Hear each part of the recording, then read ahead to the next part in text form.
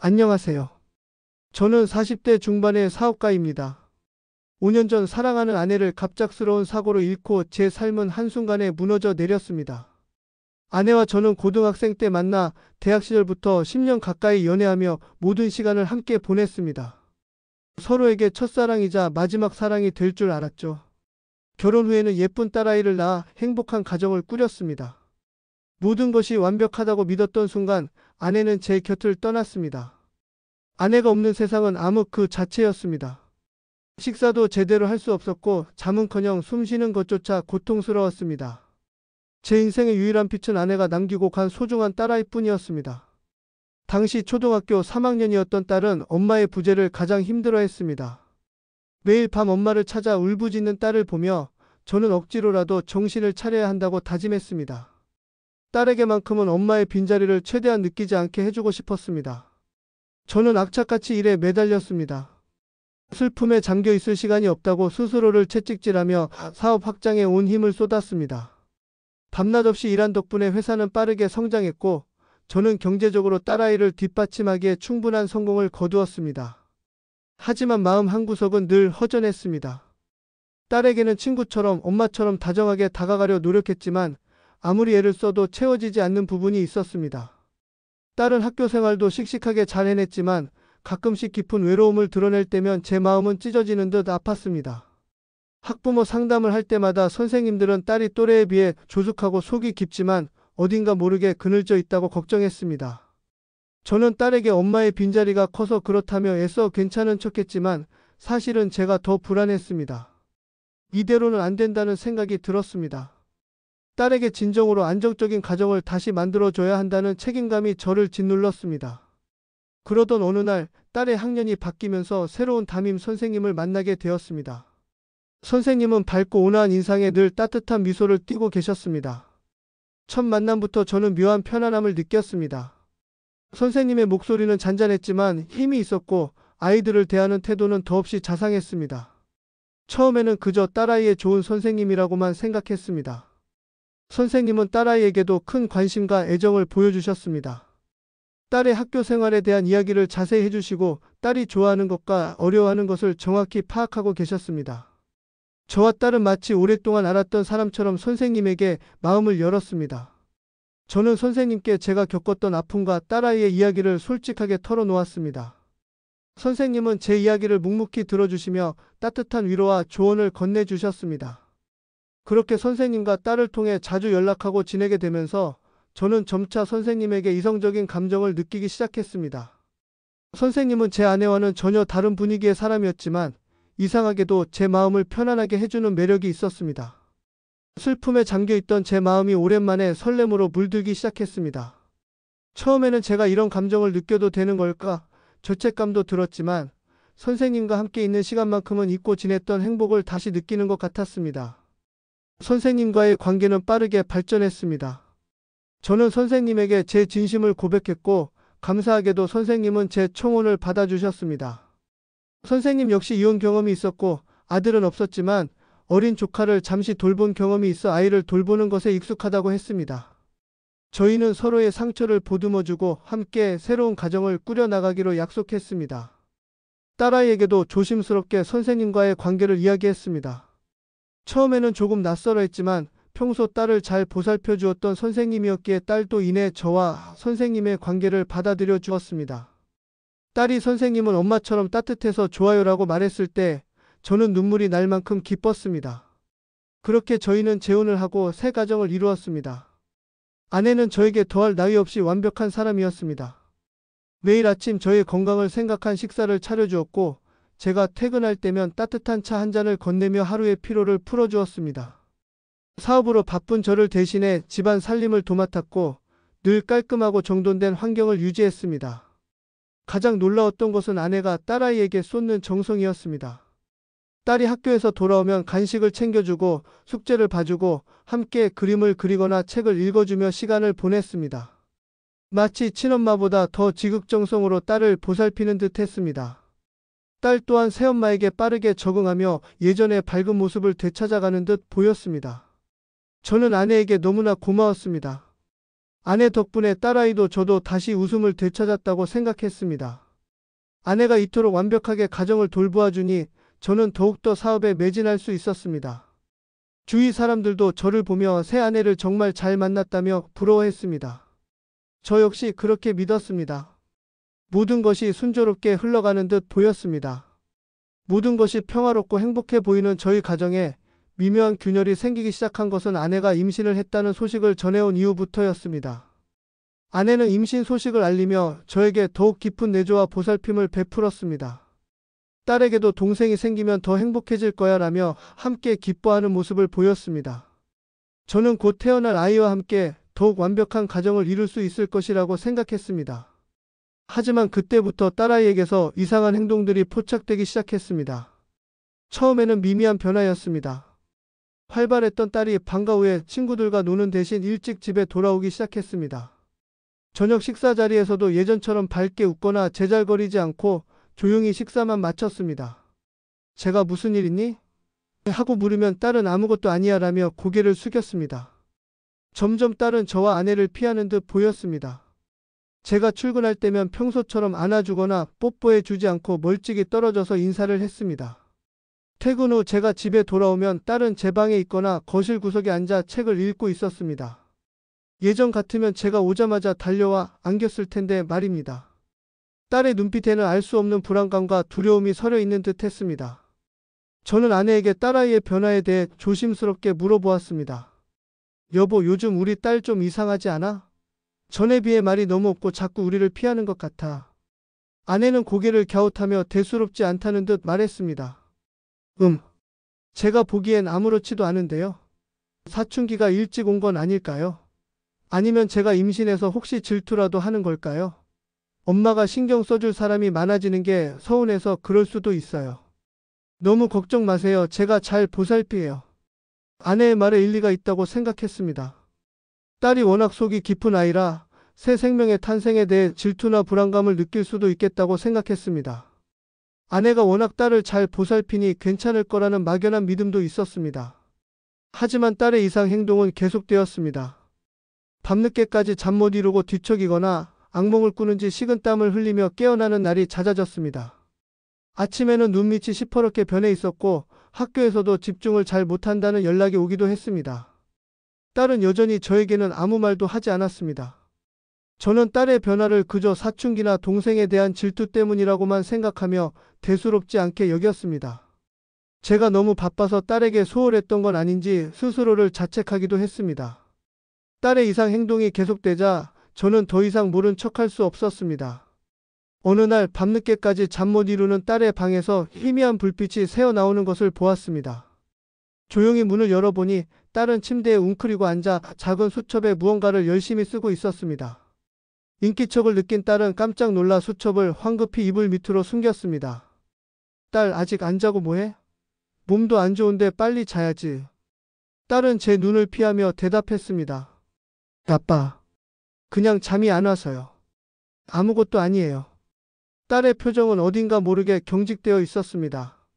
저는 딸의 불안한 눈빛에서 뭔가 심상치 않은 일이 벌어지고 있음을 직감했습니다. 그날 밤 딸이 잠든 것을 확인한 후 저는 조심스럽게 딸의 방으로 다시 들어갔습니다. 이불 밑에 숨겨진 수첩을 꺼내 들었습니다. 낡고 작은 수첩, 그것은 바로 딸의 일기장이었습니다. 일기장을 펼치자마자 제 손은 떨리기 시작했습니다. 첫 페이지부터 딸의 서툰 글씨로 쓰여진 충격적인 내용들이 저를 사로잡았습니다. 엄마는 이제 날 미워하는 것 같아. 동생이 생긴다고 하니까 아빠도 엄마 편만 드는 것 같아. 엄마는 아빠 앞에서는 나한테 잘해주는 척해. 하지만 아빠가 없으면 무서운 눈으로 쳐다봐. 나한테는 아무것도 말하지 말라고 해. 아빠에게 말하면 나를 더 싫어할 거래. 오늘도 엄마는 내가 밥을 먹는 동안 계속 나를 째려봤어. 밥이 목구멍으로 넘어가지 않았어. 자꾸 너는 이 집에서 필요 없는 존재라고 속삭여. 나 정말 무서워. 엄마는 내가 아끼는 인형을 몰래 부숴버렸어. 그리고는 내가 잘못했다고 거짓말을 시켰어. 아빠한테 말하면 더 혼날 거라고 했어. 나는 너무 무서워서 아무 말도 못했어. 새 동생이 태어나면 아빠는 나를 버릴 거래. 엄마가 그랬어. 나는 어디로 가야 할까? 엄마가 너무 무서워. 아빠에게 말하고 싶은데 엄마가 무서워서 말할 수가 없어. 일기장을 읽어 내려갈수록 제 머릿속은 혼란스러워졌습니다. 제가 알고 있던 완벽하고 자상했던 아내의 모습은 어디에도 없었습니다.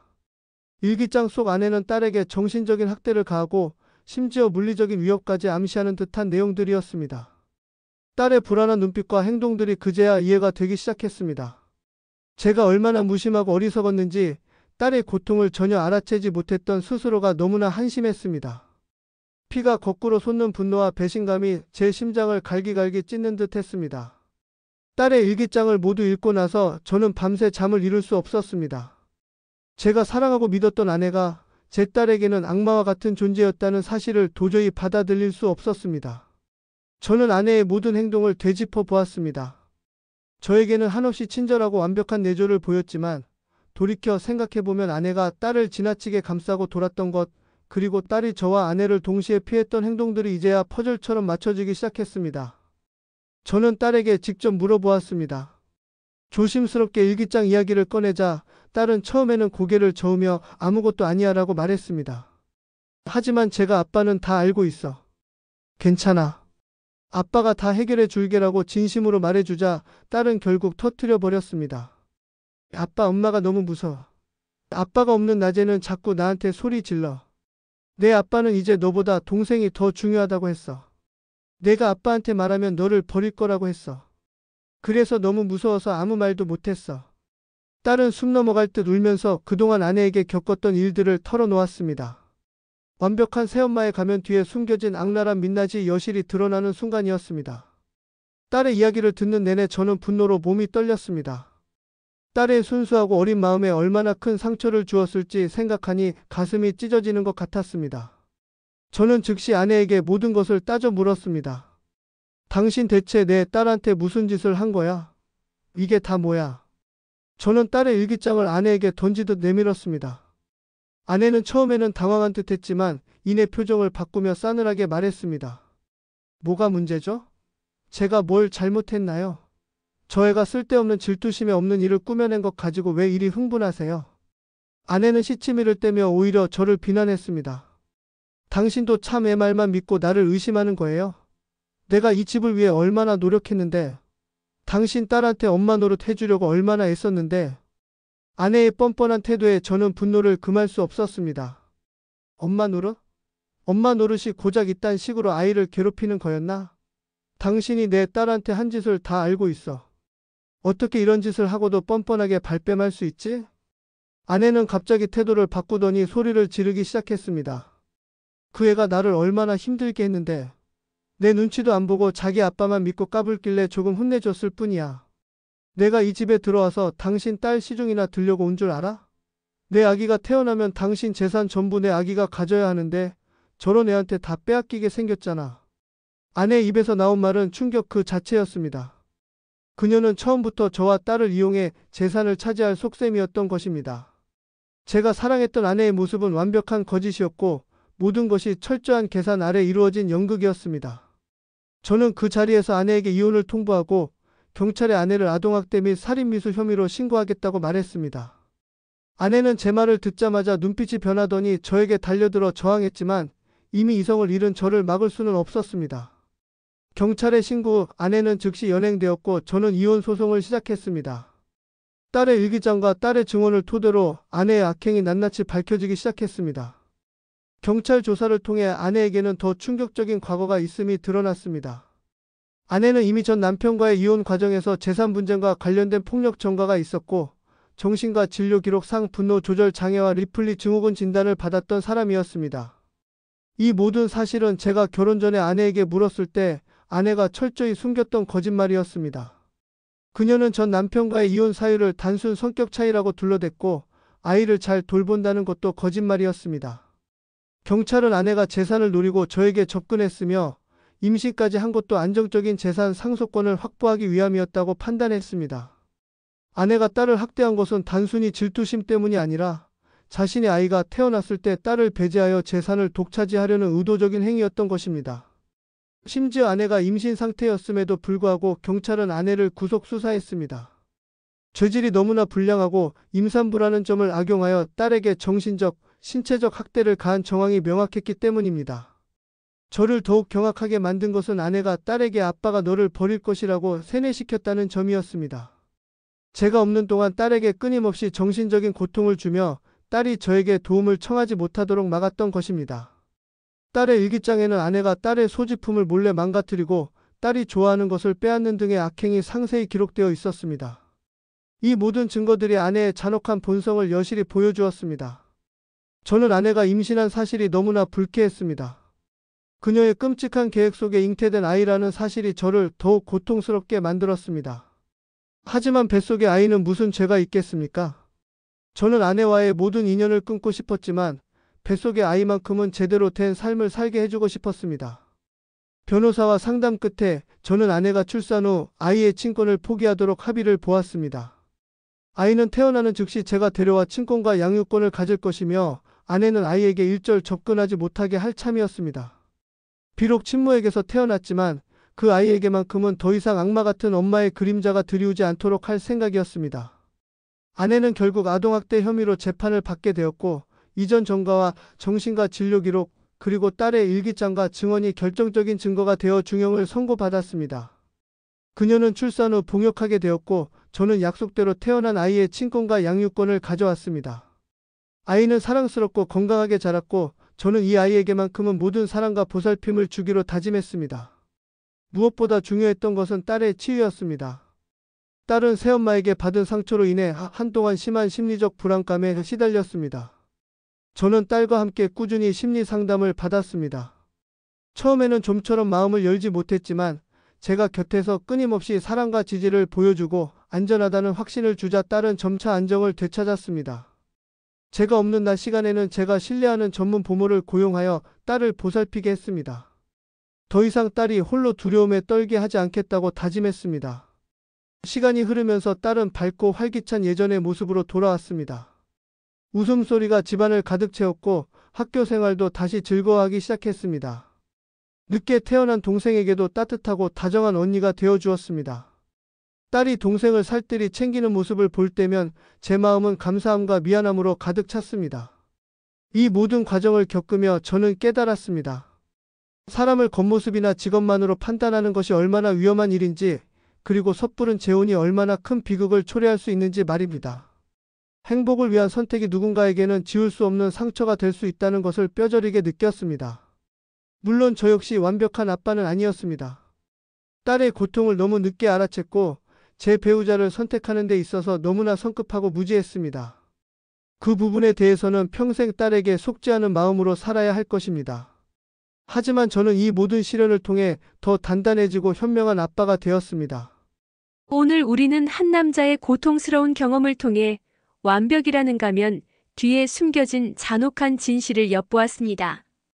겉으로는 더할 나위 없는 새 아내처럼 보였던 인물이 실제로는 재산을 노리고 접근한 악인이었으며 심지어 어린 의붓딸에게 끔찍한 정신적 학대를 가했다는 사실은 우리에게 깊은 충격과 경고를 안겨줍니다. 사연 속 주인공은 아내의 완벽한 내조에 속아 딸의 고통을 외면했고 뒤늦게야 딸의 일기장을 통해 섬뜩한 진실을 마주하게 됩니다. 이 이야기는 우리가 얼마나 쉽게 겉모습에 현혹될 수 있는지, 그리고 가장 가까운 곳에서 벌어지는 학대를 얼마나 간과할 수 있는지를 여실히 보여줍니다. 특히 재혼이라는 민감한 상황 속에서 자녀의 심리 상태를 면밀히 살피고 배우자의 과거와 진정한 본성을 신중하게 파악하는 것이 얼마나 중요한지를 강조합니다. 다행히도 주인공은 진실을 알게 된 후 딸을 보호하고 새롭게 태어난 아이에게도 건강한 삶을 선물하기 위해 용감하게 맞섰습니다. 이 이야기는 비록 아픈 경험이지만 이를 통해 주인공이 더 단단하고 현명한 아빠로 거듭나는 과정을 보여주며 우리에게 희망의 메시지를 던집니다. 사랑하는 사람들을 지키기 위해 때로는 잔혹한 진실과 맞서 싸워야 하는 용기가 필요하다는 것을, 그리고 그 용기가 결국 더 나은 삶으로 이끌 수 있다는 것을 기억해야 할 것입니다.